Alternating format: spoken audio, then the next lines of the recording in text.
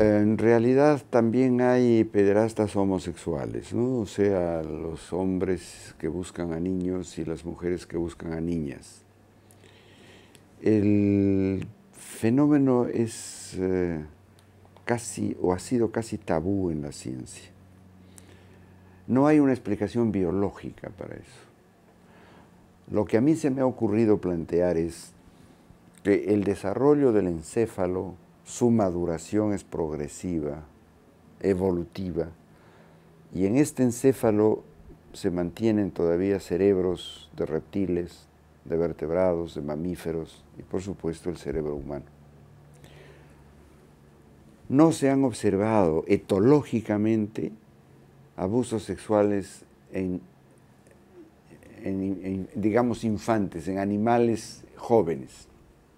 En cambio, la homosexualidad sí se ha encontrado en muchas variedades de animales, por X razones. Yo me bajo en categoría de especie hasta un nivel bien inferior a los caracoles.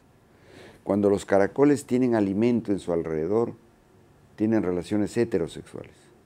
Cuando hay carencia de alimentos, cuando no hay alimentos, tienen relaciones homosexuales. Eso es, ¿o no acaso, una planificación familiar? ¿Cierto? Pero no se han descubierto en ninguno de los estudios etológicos, que es la disciplina que estudia esto, abusos sexuales en animales de pequeña edad. No hay. O sea que no podemos decir que hay una herencia biológica por ahora. Pero lo que sí hay es una serie de elementos retrospectivos en la biografía del individuo. Aquí también la religión tiene la culpa, no se ha dicho suficientemente esto, porque la represión sexual, el sexo es sucio, el sexo es cochino, no te toques, no te masturbes, no puedes tener relaciones hasta el matrimonio.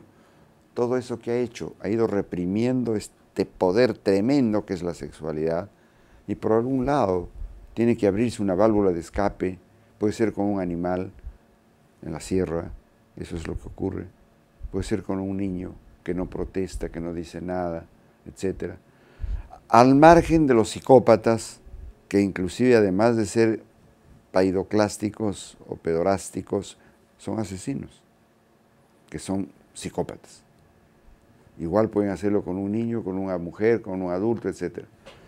Pero yo considero que aquí hay una represión que no ha sido resuelta. El miedo no es suficiente para reprimir una conducta indebida. Entonces, en la ocasión que se presenta, como dijo una amiga mía, antropóloga, todo hombre, todo varón es un violador en potencia. Y más aún con personas que no pueden protestar, tanto mujeres como discapacitados y por supuesto niños. Por lo tanto, yo creo que esta conducta de patología sexual es adquirida. No se ha dado las posibilidades a los niños de aprender a utilizar su sexualidad educativa, cultural, respetuosamente. No hay educación sexual. En los países donde esta educación sexual es de primera línea, como yo la aprendí en Suecia, donde hice un curso de educación sexual enviado por la UNESCO, a los 10 años nos invitaron a una sesión, niños de 10 a 12 años, 10 hombres, 10 mujeres, aprendiendo sexualidad con muñecos, con una serie de figuras, relaciones coitales, etc. Inclusive haciendo gala de una ausencia de represión, porque se les enseñaba a estos niños que entraban a la pubertad, que salían de la infancia, entraban a la pubertad, a autoerotizarse. Porque la palabra masturbación es negativa, implica, sensu stricto, maltrato de los genitales con las manos, manus stupratum. O sea, esa palabra debe erradicarse para enseñarles a los niños a autoerotizarse. Autoerotizándose, ellos van desarrollando su sexualidad y en el momento oportuno, en su pubertad, elegirán ser lo que son, homosexuales, bisexuales, heterosexuales, con respeto al otro. Pero no hay eso, esa educación. Si aquí en el Perú a las justas están enseñando a leer y escribir y a tener cálculo elemental, ¿Cuántos niños salen de los colegios sabiendo leer y escribir música? Entonces esa educación es primitiva, troglodita. Y lo peor de todo es que esto no es nada nuevo.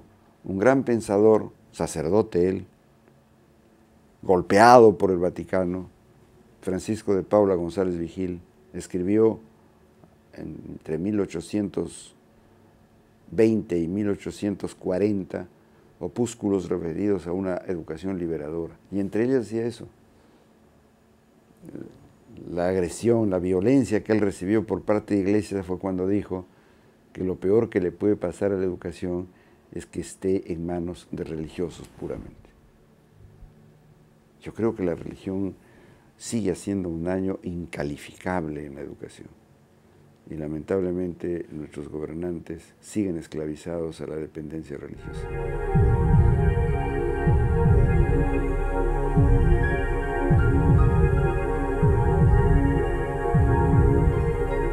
Porque no hay una educación que sea liberadora.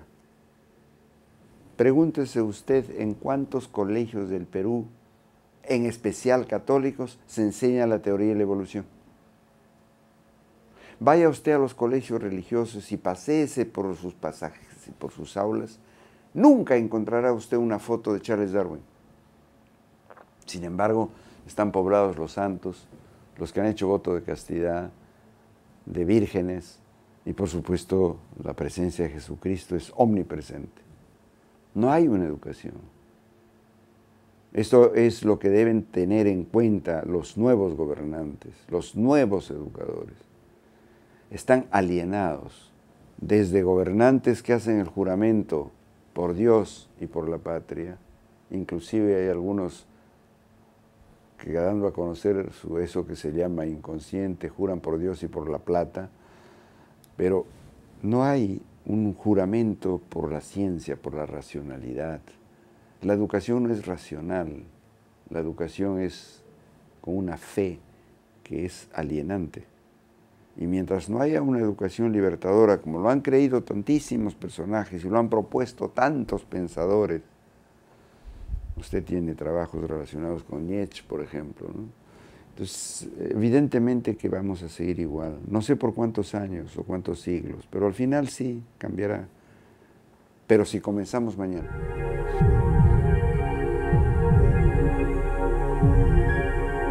Le voy a contar una anécdota.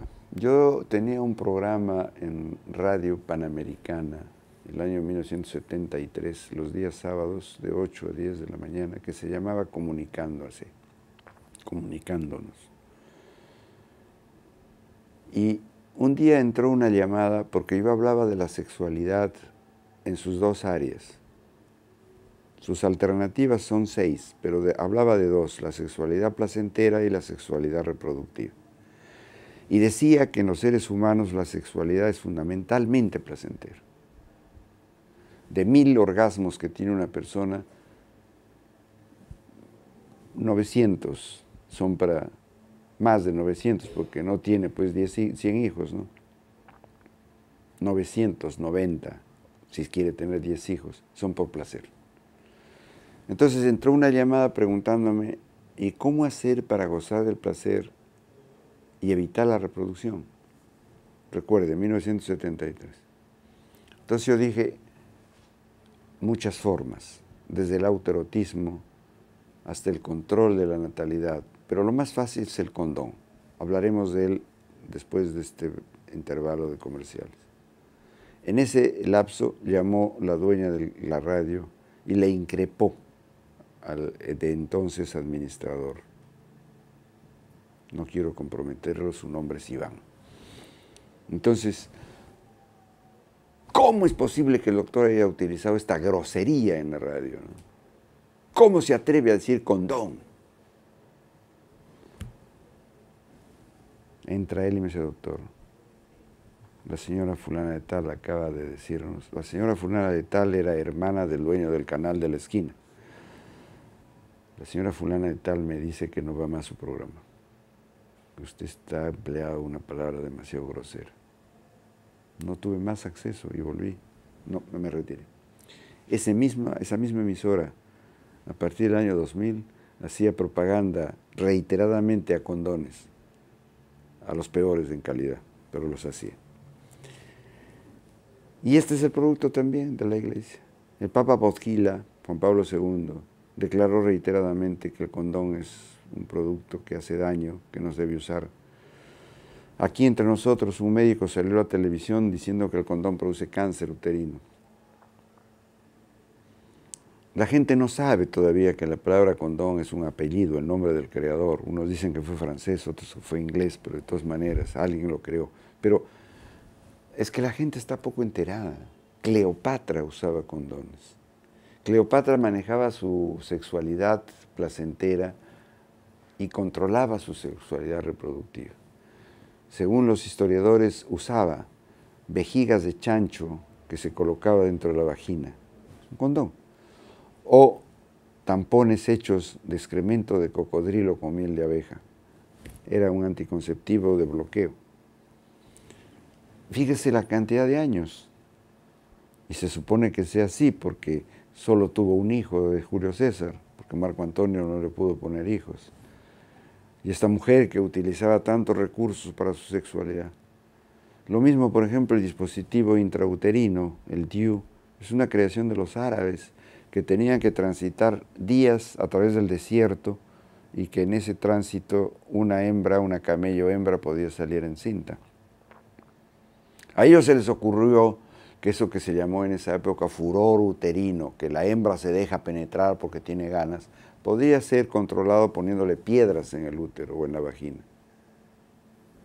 Fue la primera creación del dispositivo intrauterino y los que han creado el DIU y los que han creado el condón refieren a esos antecedentes. Entonces, venir ahora, en el siglo XXI, a evitar el uso del condón, o que una autoridad religiosa diga que produce cáncer, eso debe ser procesado como un delito contra la fe pública. Y no hay gente que le salga al frente. Todos aceptan porque es infalible la voz, la palabra del Papa. Entonces, el condón tiene que ser utilizado, y lo sabe la gente, lo sabe. Sin duda, ya está en el uso cotidiano. Yo en los años 80 publicité un neceser sexológico en donde había una serie de artefactos para el uso durante el coito. Me gané un proceso judicial por eso, ¿no? Pero ahí estaban los condones que ahora se reparten gratis. Ahora se ha pasado del condón a la píldora del día siguiente. Eso fue creada, esa píldora se creó entre los años 1900 y 1965, 1960 y 1965. Dos laboratorios, uno francés y otro alemán, crearon una píldora que es lo que hoy se llama la píldora del día siguiente. Y la repartieron gratis a partir del año 1965 en todos los hospitales franceses. Yo me traje 100 pastillas en 1968 en uno de mis viajes a Francia. ¿Cuántos años hay de eso? Y ahora resulta que las autoridades religiosas se enfrascan en discusiones diciendo que eso hace daño, que no se puede usar, que patatín, patatán. Esas ridiculeces, esas torpezas, esas ignorancias son el producto de la manipulación. Parece que hubieran leído la novela 1984 de George Orwell, en donde el gran hermano dice que hay que descerebrar a la gente para gobernarlos, ¿no? Este es un adminículo que ha hecho mucho bien, no solo para evitar la reproducción, sino también para controlar las enfermedades de transmisión sexual. Solo que a algunos no les gusta por X razones, ¿no?